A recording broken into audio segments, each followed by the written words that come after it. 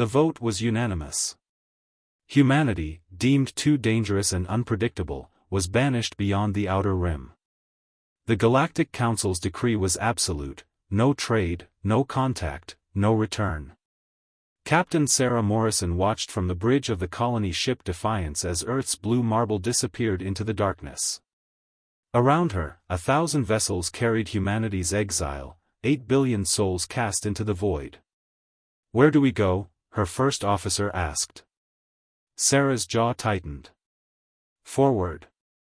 The Council had expected humanity to wither in the barren sectors beyond civilized space. They were wrong. Humans had survived ice ages on a single planet. Now they had 1,000 worlds to choose from.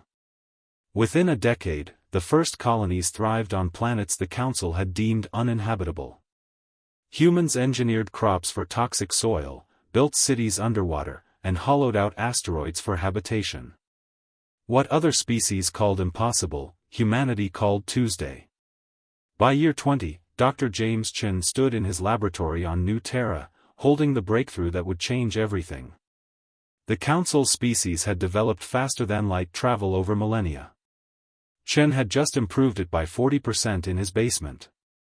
They had no competition, he muttered, uploading the designs to the colonial network. No reason to innovate. The human sphere expanded like a supernova. Where the Council took centuries to terraform a world, human engineers did it in decades.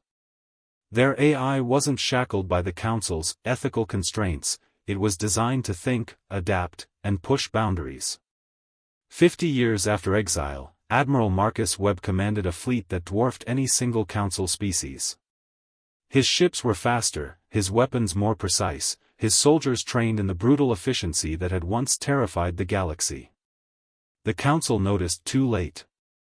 Ambassador Zara of the Althean Collective arrived at New Terra's orbital station, her 6 eyes wide with disbelief. The humans had built a ring world.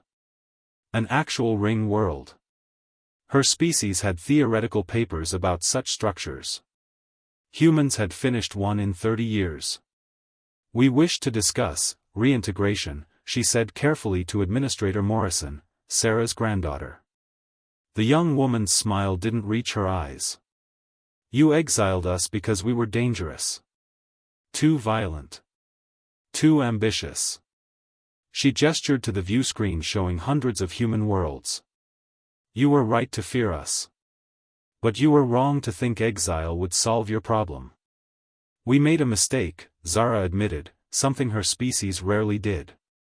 "Yes, you did." Morrison leaned back.